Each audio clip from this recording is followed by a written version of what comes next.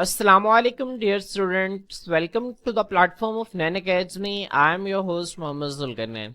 तो स्टूडेंट्स आज के इस वीडियो के अंदर हम 9th क्लास बायोलॉजी जो हमारी न्यू बुक है इसके chapter number 10 reproduction in plants बच्चों इसके अंदर हम stages of life cycle of flowering plants इसका 4th लेक्चर स्टार्ट करेंगे। बच्चों आए हम इनके स्टेजेस को देखते हैं। बच्चों ये जो आपकी स्क्रीन पे नजर आ रही है स्लाइड में आप लोगों को पिछले 2 लेक्चर से दिखा रहा हूँ। बच्चों ये है stages of life cycle of flowering plants के 6 स्टेजेस हैं। बच्चों हमने जो स्टेजेस ऑफ लाइफ साइकिल का जब पहला लेक्चर स्टडी किया तो वहां पे मैंने आपको बताया कि किस तरह से डेवलपमेंट होती है फीमेल गैमेटोफाइट की, और फीमेल गैमेटोफाइट को बच्चों हम एम्ब्रियो सैक का नाम देते हैं। बच्चों मैं आपको इसका दोबारा से थोड़ी सी रिवीजन करवा देता हूँ क्योंकि आज के लेक्चर के लिए हमें इसका बुनियादी नॉलेज होना जरूरी है। तो बच्चों यहाँ पे आप देख सकते हैं कि किस तरह से जो है वो फीमेल गैमेटोफाइट की डेवलपमेंट हो रही है। बच्चों मैंने आपको इसका डिटेल लेक्चर पढ़ाया तो मैं उम्मीद करता हूँ कि आप लोगों को इसकी बहुत अच्छी अंडरस्टैंडिंग हुई होगी। बच्चों आप यहाँ पे देख सकते हैं कि this one is the female reproductive structure of the plant, बच्चों जिसे हम कार्पल कहते हैं। ठीक है, कार्पल के आगे से पार्ट्स हैं स्टिग्मा, स्टाइल, ओवरी। ओवरी के अंदर बच्चों काफी सारे ओव्यूल्स मौजूद होते हैं। बच्चों ओव्यूल के अंदर आप देख सकते हैं इसके बाहर काफी सारे इंटेग्यूमेंट्स हैं। उसके बाद बच्चों यहाँ पे एक सुराख है, सुराख को हम नाम देते हैं माइक्रोपाइल का। ठीक है, उसके बाद बच्चों अब होता क्या है, इसके अंदर एक सेल मौजूद होता है जिसको हम नाम देते हैं मेगास्पोर मदर सेल, और ये डिप्लॉयड होता है। ये मियोसिस के नतीजा में बच्चों 4 जो है वो हैप्लॉयड स्पोर्स बनाता है। ये स्पोर साइज में बड़े होते हैं, इनको हम मेगास्पोर्स कहते हैं। ठीक है, अब बच्चों होता क्या है, इन 4 मेगास्पोर्स में से सिर्फ एक मेगास्पोर सर्वाइव करता है, बाकी 3 की डेथ हो जाती है। फिर बच्चों ये जो मेगास्पोर सर्वाइव करते हैं इसके अंदर न्यूक्लियस जो है वो 3 मरतबा माइटोसिस से तकसीम करके बच्चों 8 न्यूक्लियाई बना देता है।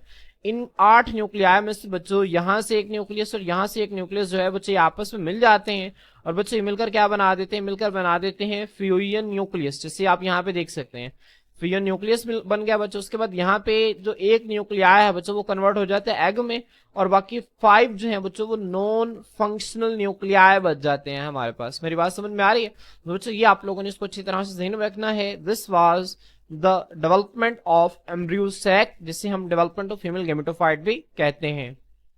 तो स्टूडेंट्स सेकंड लेक्चर के अंदर हमने डेवलपमेंट ऑफ मेल गैमेटोफाइट जिसे हम पोलन ग्रेन कहते हैं, और साथ हमने पोलिनेशन को स्टडी किया। तो बच्चों इसका भी हम एक ओवरव्यू ले लेते हैं। बच्चों यहाँ पे आप देखें आपकी स्क्रीन के ऊपर शो हो रहा है कि किस तरह से जो है वो मेल गैमेटोफाइट की डेवलपमेंट होती है। बच्चों this is the male reproductive structure of the flower. बच्चों यहाँ पे देखें ये फिलामेंट और ये एंथर। एंथर के अंदर बच्चों काफी सारे क्या होते हैं, पोलन सैक्स होते हैं जो कि बच्चों माइक्रोस्पोरेंजियम के तौर पर एक्ट करते हैं। माइक्रोस्पोरेंजियम एक ऐसी थैली जिसके अंदर स्पोर्स ने लगना है। बच्चों ये जो मेल के अंदर जो स्पोर्स बनते हैं साइज में छोटे होते हैं। तो देखिए यहाँ पे इन पोलन सैक्स के अंदर बच्चों एक सेल होता है जिसको हम नाम देते हैं माइक्रोस्पोर मदर सेल। ये डिप्लॉयड होता है, ये मियोसिस के जरिए माइक्रोस्पोर्स बनाता है। फिर हर माइक्रोस्पोर जो है वो तकसीम करके 2 सेल बनाता है। बच्चों एक सेल को हम नाम देते हैं ट्यूब सेल का, और एक सेल को हम नाम देते हैं जनरेटिव सेल का। अब ये जो जनरेटिव सेल है इसने आगे जाके 2 स्पर्म्स बनाने हैं, जबकि जो ट्यूब सेल है इसने आगे जाके पोलन ट्यूब बनानी है। तो बच्चों यहाँ पे हमारे पास जो स्ट्रक्चर बनता है इसको हम नाम देते हैं मेल गैमेटोफाइट का, और मेल गैमेटोफाइट को जो है वो हम पोलन ग्रेन का नाम भी देते हैं। तो बच्चों होपफुली आपको यहाँ तक जो है वो चीजें बेहतरीन तरीके से क्लियर हो गई होंगी। ये हमारे पास ये डेवलपमेंट ऑफ मेल गैमेटोफाइट या फिर डेवलपमेंट ऑफ पोलन ग्रेन।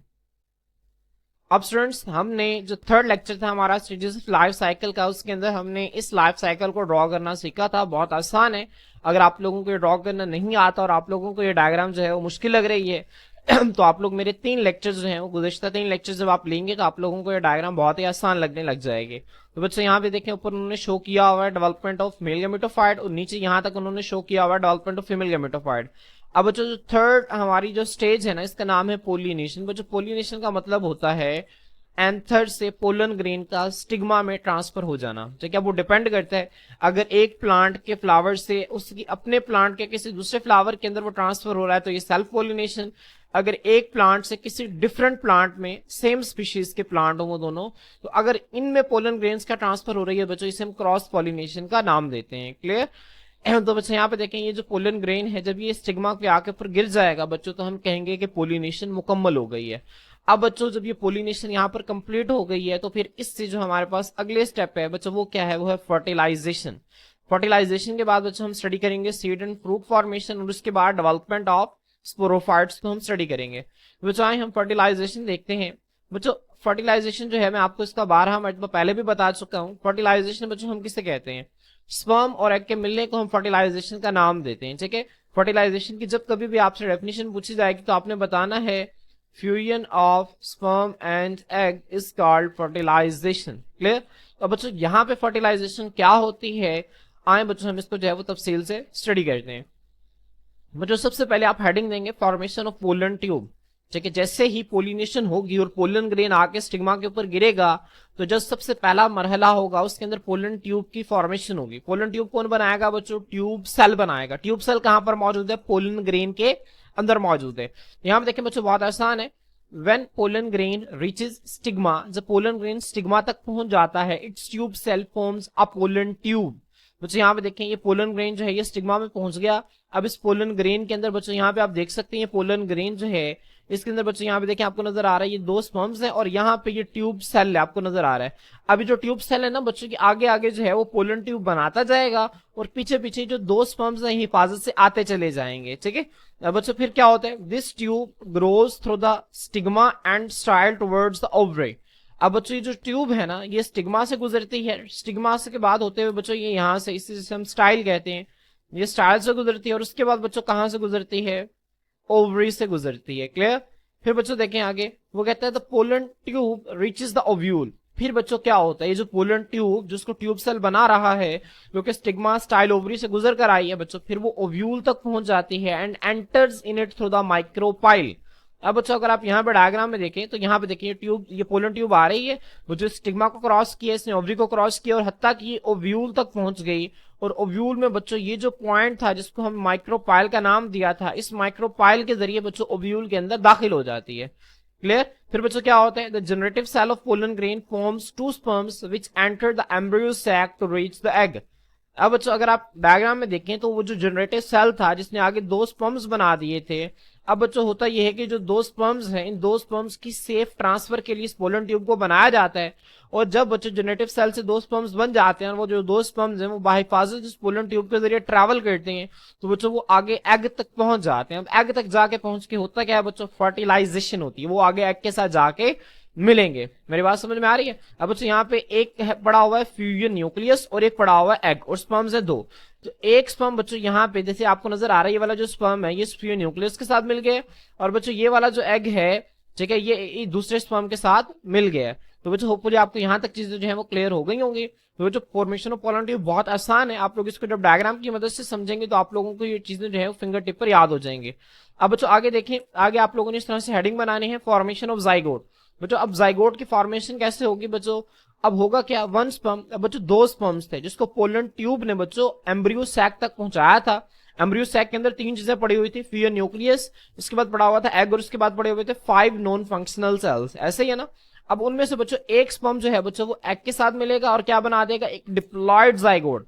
अब बच्चों स्पर्म क्या है, हैप्लॉयड है, एग क्या है, हैप्लॉयड है। तो जब दो हैप्लॉयड सेल्स बच्चों आपस में मिलेंगे तो ये क्या बना देंगे बच्चों, ये बना देंगे डिप्लॉयड। ठीक है, तो जो स्पर्म और एग मिलते हैं तो ये जाइगोट बनाते हैं और जाइगोट क्या होगा, डिप्लॉयड होगा। बच्चों जो जाइगोट है eventually develops into an embryo. Zygote बच्चों एक सिंगल सेल होगा, जब बच्चों वो माइटोसिस के जरिए बार बार तकसीम करेगा तो वो एक एम्ब्रियो के अंदर कन्वर्ट हो जाएगा। तो आपने इस पॉइंट को ध्यान में रखना है कि एक स्पर्म और एक एग ने मिलकर क्या बना दिया, डिप्लॉयड जाइगोट, और डिप्लॉयड जाइगोट बच्चों आगे किसके अंदर कन्वर्ट हो गया, वो आगे एम्ब्रियो के अंदर कन्वर्ट हो गया। बच्चों उसके बाद जो आप हेडिंग देंगे वो है फॉर्मेशन ऑफ एंडोस्पर्म। बच्चों एंडोस्पर्म की फॉर्मेशन जो है वो किस तरह से होती है मैं आपको इससे पिछले लेक्चर के अंदर भी बता चुका हूं। अब बच्चों दो स्पर्म्स थे, एक स्पर्म तो एग के साथ मिलकर जाइगोट बना दिया। अब दूसरा स्पर्म जो है बच्चों वो किसके साथ मिलेगा, बच्चों वो मिलेगा फ्यूजन न्यूक्लियस के साथ। किसके साथ मिलेगा, फ्यूजन न्यूक्लियस के साथ। तो यहाँ पे देखें the second sperm fuses, fuses का मतलब होता है मिलना, जो दूसरा स्पर्म है वो मिलता है किसके साथ, फ्यूजन न्यूक्लियस के साथ। अब बच्चों फ्यूजन न्यूक्लियस क्या था, जब दो न्यूक्लियाई आपस में मिले थे तो उनके मिलने से एक न्यूक्लियस बना था जिसको हमने फ्यूजन न्यूक्लियस का नाम दिया था। अब बच्चों वो जो दो न्यूक्लियाई जिन्होंने मिलकर इस फ्यूजन न्यूक्लियस को बनाया था, अब ये भी हैप्लॉयड था ये भी हैप्लॉयड था। अब जब दो हैप्लॉयड न्यूक्लियाई आपस में मिले तो बच्चों फ्यूजन न्यूक्लियस क्या हो गया, ये हो गया डिप्लॉयड। तो बच्चों अब स्पर्म क्या है, स्पर्म हैप्लॉयड है। तो जब बच्चों एक हैप्लॉयड चीज पहले से मौजूद एक डिप्लॉयड चीज के साथ मिलेगी तो ये क्या बना देगी बच्चों, ये बना देगी ट्रिप्लॉयड।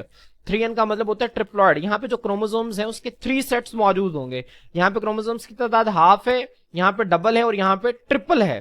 ठीक है, तो जो सेकंड स्पर्म है बच्चों वो फ्यूजन न्यूक्लियस के साथ मिलेगा और प्रोड्यूस करेगा एक ट्रिप्लॉइड न्यूक्लियस। और बच्चों इस ट्रिप्लॉइड न्यूक्लियस को हम एंडोस्पर्म न्यूक्लियस का नाम देते हैं।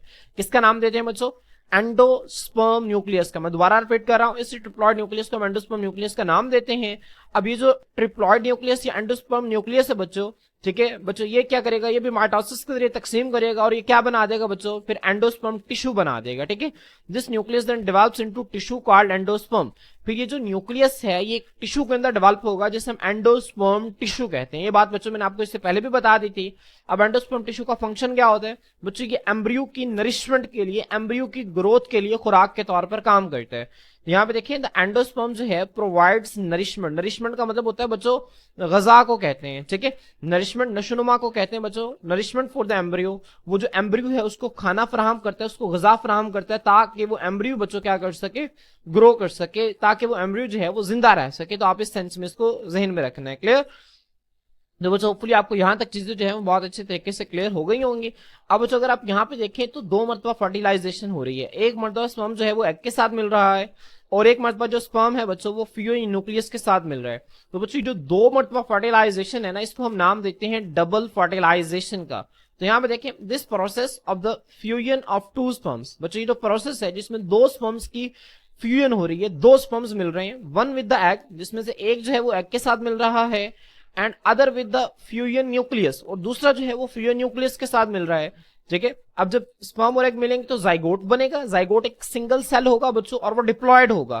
ठीक है, मैं यहाँ पे इसको दोबारा से आप लोगों के लिए लिख देता हूं बच्चों। जब स्पर्म जो है वो एग के साथ मिलेगा तो क्या बनेगा? इससे बनेगा जाइगोट।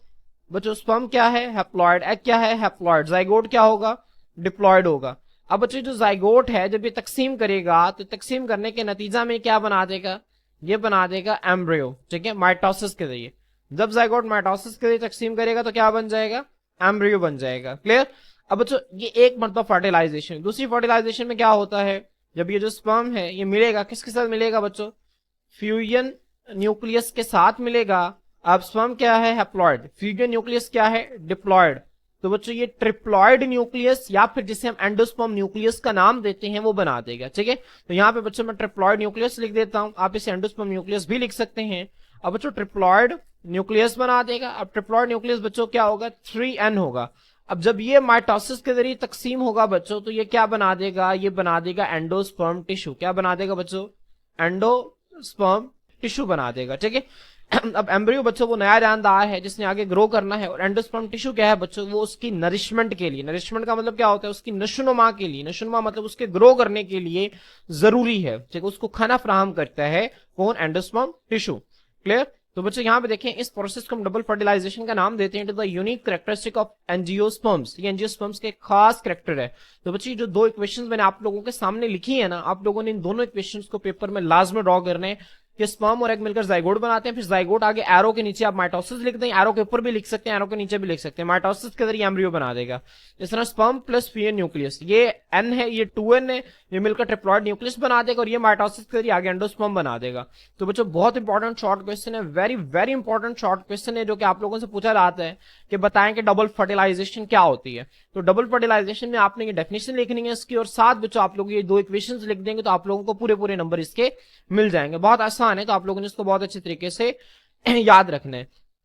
तो बच्चों देखिए ये डायग्राम मैं आप लोगों के सामने दोबारा दिखा रहा हूँ कि किस तरह से जब यहाँ पर डबल फर्टिलाइजेशन होती है तो बच्चों यहाँ पे देखें जो अंदर एग था वो किसके अंदर कन्वर्ट हो जाता है? वो जाइगोट के अंदर कन्वर्ट हो जाता है। और बच्चों यहाँ पे देखें वो जो अंदर फ्यूजन न्यूक्लियस के साथ जब स्पर्म मिला तो वो क्या बना दिया? उसने एंडोस्पर्म न्यूक्लियस बना दिया। और बच्चों इसी एंडोस्पर्म न्यूक्लियस को हम ट्रिप्लॉयड न्यूक्लियस का नाम भी देते हैं। थ्योरी में ट्रिप्लॉयड न्यूक्लियस लिखा हुआ है, डायग्राम में एंडोस्पर्म न्यूक्लियस लिखा हुआ है, दोनों का नाम आपको पता होना चाहिए। क्लियर? अब बच्चों यहाँ पे देखें ये एंडोस्पर्म न्यूक्लियस बन गया। ठीक है, और ये नॉन फंक्शनल सेल्स जो हैं वो बच्चों इसी तरह से हैं। ठीक है, और बच्चों होता क्या है जो बाहर वाले आपको नजर आ रहे हैं ना इंटेग्यूमेंट्स, जैसे हमने यहाँ पे इंटेग्यूमेंट्स कहा था बच्चों, जो इंटेग्यूमेंट्स हैं इस तरह एक मोटी कवरिंग के अंदर कन्वर्ट हो जाते हैं जिसको हम सीड कोट का नाम देते हैं। किसका नाम देते हैं बच्चों? सीड कोट, मतलब बीज की जो कवरिंग होती है उसे हम सीड कोट का नाम देते हैं। ठीक है, तो आपने यहां तक चीजों को बहुत ही बेहतरीन तरीके से जो है वो तैयार करना है। तो बच्चों अब हमारी जो है वो कितनी स्टेजेस हो गई हैं? अब हमारी 4 स्टेजेस हो गई हैं। तो बच्चों आए अब हम जो है वो 5th स्टेज पर चलते हैं जिसका नाम है सीड एंड फ्रूट फॉर्मेशन। अब बच्चों बीज और फल का बनना जो है वो किस तरह से होता है बच्चों, आए हम लोग समझते हैं। जैसे मैंने आप लोगों को जो है वो इससे पिछले लेक्चर के अंदर भी बताया था बच्चों, यहाँ पे मैं आप लोगों को जो है वो मैंगो की एक रिप्रेजेंटेटिव डायग्राम बना देता हूँ। बच्चों आपको नजर आ रहा है कि ये मैंगो है, इसके सेंटर में बच्चों यहाँ पर जो है वो क्या मौजूद होता है, सीड मौजूद होता है। अब बच्चों ये जो सीड है ना, अब यहाँ पे क्या होता है, यहाँ पे बच्चों एक छोटा सा एम्ब्रियो मौजूद होगा। इस एम्ब्रियो के अलावा बच्चों यहाँ पर जो है वो इस एम्ब्रियो की खुराक मौजूद होगी, जिसको हम किसका नाम देते हैं बच्चों, जिसको हम नाम देते हैं एंडोस्पर्म टिश्यू का। किसका नाम देते हैं बच्चों, एंडोस्पर्म टिश्यू का नाम देते हैं। ठीक है, तो बच्चों अब यहाँ पे देख सकते हैं, मैं बच्चों इसको जो है वो लेबल करने लगा हूं, आप लोग इसे देख सकते हैं। बच्चों ये फ्रूट है, ये क्या है, फ्रूट। बच्चों ये जो आपको इसकी दीवार नजर आ रही है, this is the seed coat. और बच्चों ये जो आपको रेड कलर का नजर आ रहा है, this one is the embryo.